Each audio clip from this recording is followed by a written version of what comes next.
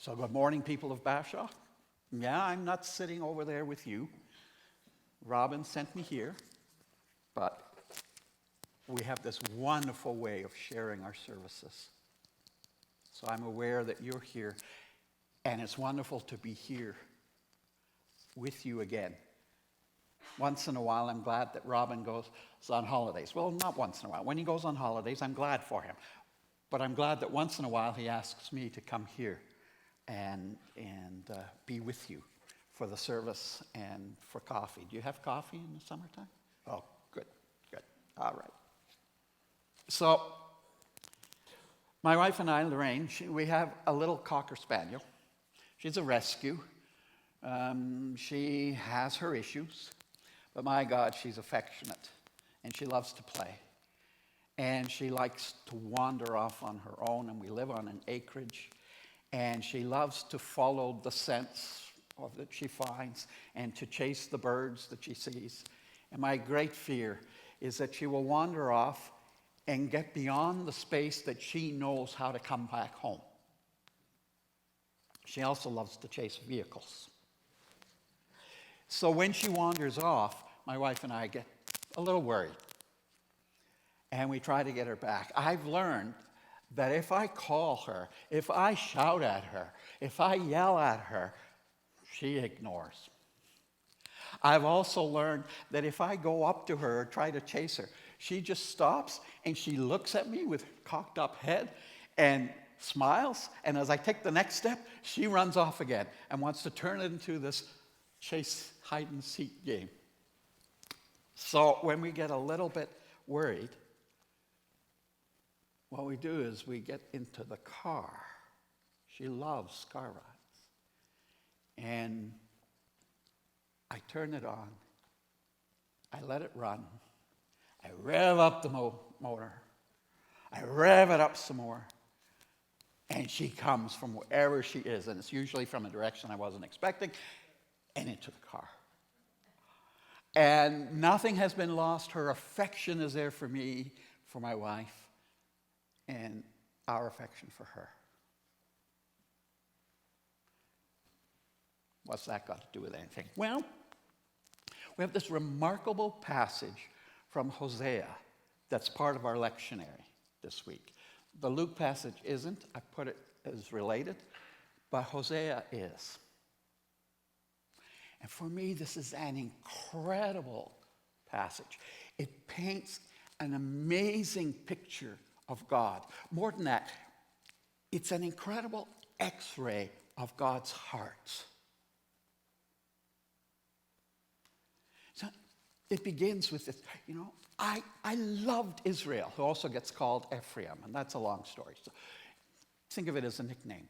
I love Israel. I cared for this one. I held this one. I leaned over and picked this one up to my cheek. I healed this one. I fed this one. Oh, I love my child, Israel. Yeah. It's an amazing picture. And you've probably seen similar pictures. I saw one not too long ago posted on Facebook. And a young mom with her new child.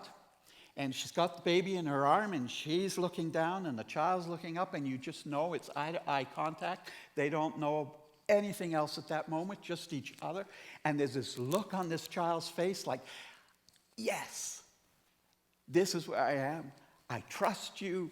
I love you. I know you. You'll feed me when I'm hungry. You'll change me when I need it. There's just this look of utter trust and dependence of the child. And adoring the mother. And mom is just gazing at this child. And you know that she's in awe. You know that she's really there with this child. And after all, she helped create it. She carried this child. Good times, bad times, she birthed this child. It's part of her.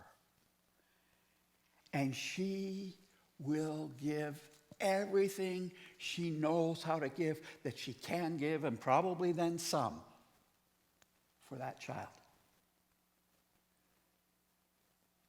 It's an incredible picture of God, this father-like God, this mothering God. I want to just divert for a moment about gender. We think of God, our Father. There are images of God as mother, and this is probably one of them. Back to that time, you probably may remember, at least you heard from your parents, the role models, this kind of care for children, healing, teaching, caring, loving, picking up, cuddling. This kind of thing was the mom's department. It's changing. Last night, my wife and I were out for supper at a lovely restaurant, and there was a family, well, not family, several families gathered together at a table, and I saw them when they left. They walked by the window, and there were several dads, and one had the young child carrying up and hugging. Another one was carrying that basket that's kind of a seat to sit in and a car seat together. Another one was carrying the bag that's got the diapers and whatever. Another one holding hands with the little daughter. And these were all dads, and so dads are learning this tender way of relating to children too. But definitely for Hosea, this would have been a mothering image. The picture changes. The version I read, the Revised Standard, has this incredible phrase, and my heart recoils. My heart recoils. I'm pulling back from you. I am upset. I am torn. Because you have rejected me. All this stuff about the closeness, it's the past tense. I fed you. I cared for you. I taught you. That's the past.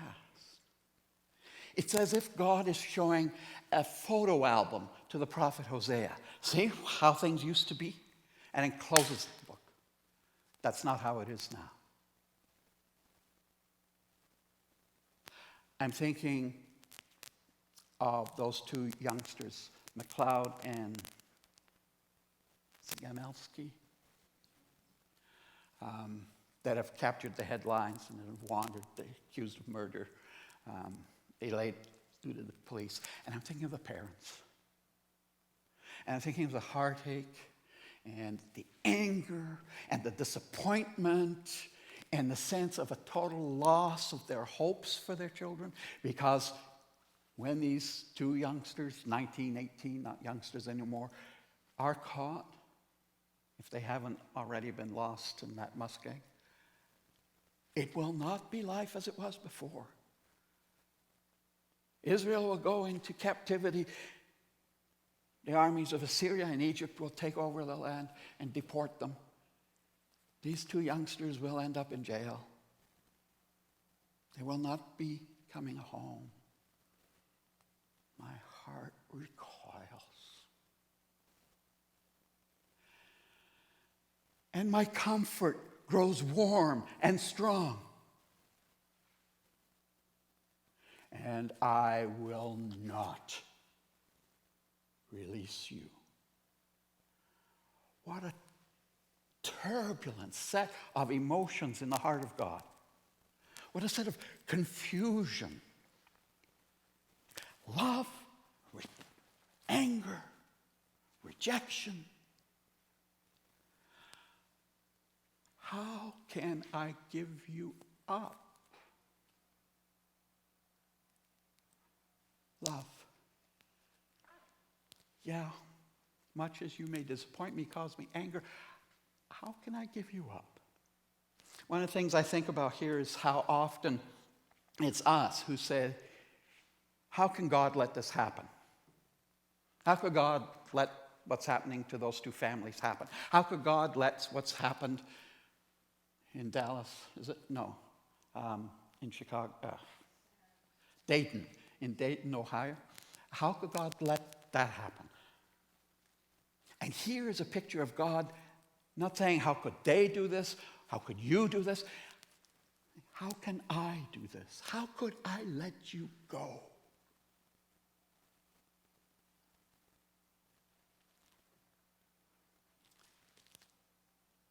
the end, this compassion of God comes through.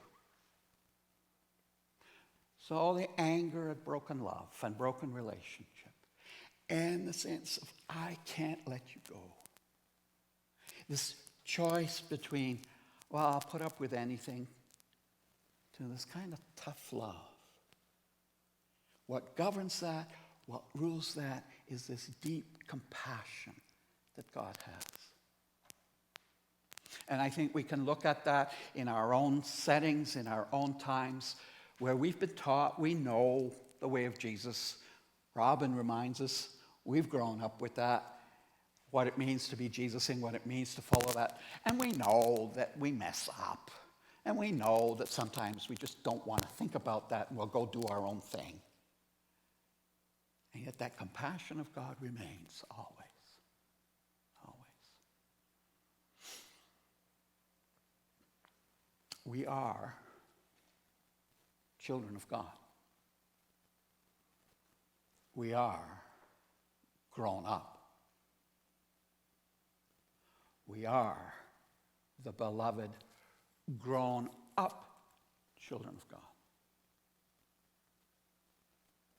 So back, in the 70s, I decided I would try studying for ministry and see if that really is what I'm called to.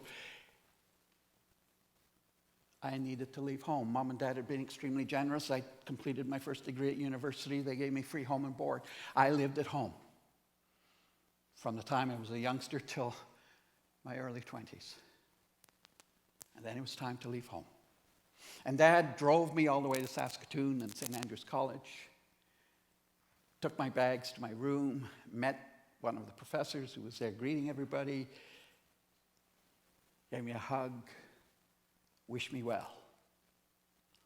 And Mom, when I unfolded my suitcase, I knew she had packed some clothes for me. She had made sure that I would take the right things. But in that suitcase, there was an extra shirt, a little fancier than the regular shirts, a little brighter. And there was a care package, my favorite raisin bread, cake, raisin loaf, that I could end up sharing with my roommate. And there was a card in it that says, your father and I love you, and you're going on a wonderful journey, and we'll be there for you. And tucked in it were 5 $20 bills in the 70s. And there was this sense that I was going on my own, and they trusted me now to act as a grown-up, to do what I needed to do, and they had confidence in me. Because I didn't know what I was in for. How could they? We grow up, and our parents, we reach a point when our parents cannot make our decisions for us. When they can't cut off and avert the hurt we might feel or might give. When they can't prevent us from making mistakes and can't erase the consequences of our grown-up choices. And sometimes parents don't handle that well, and sometimes they handle it very well, and sometimes they handle it as best they can. But we have to make those choices, and we have to live out the consequences. And yet, the love is there. The values have been given. We can come home. If not physically, then back to what we've been taught, what we've been led to.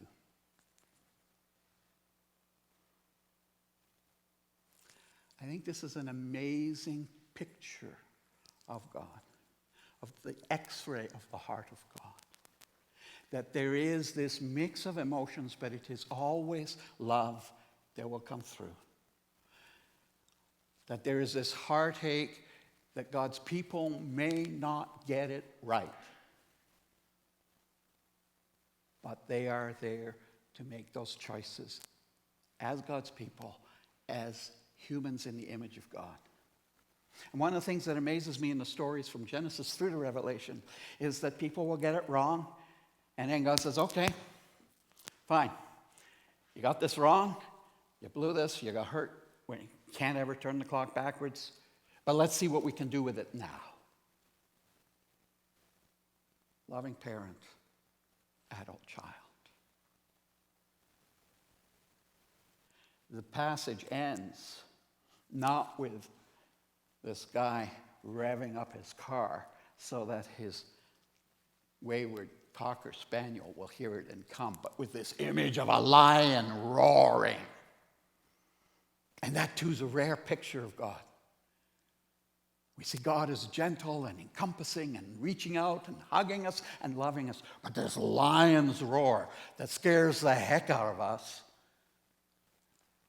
but that gives us that sense of we know where we belong, and we'll come back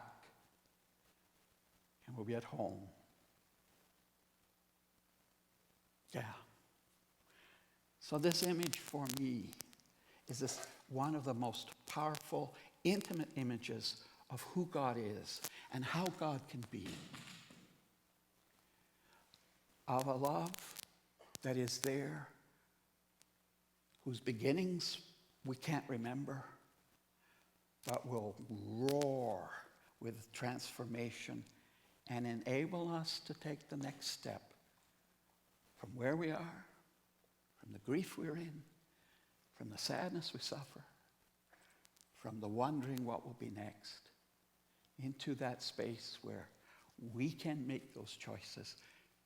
God has confidence in us as people of God, and God will take that risk for us. Oh, Israel, I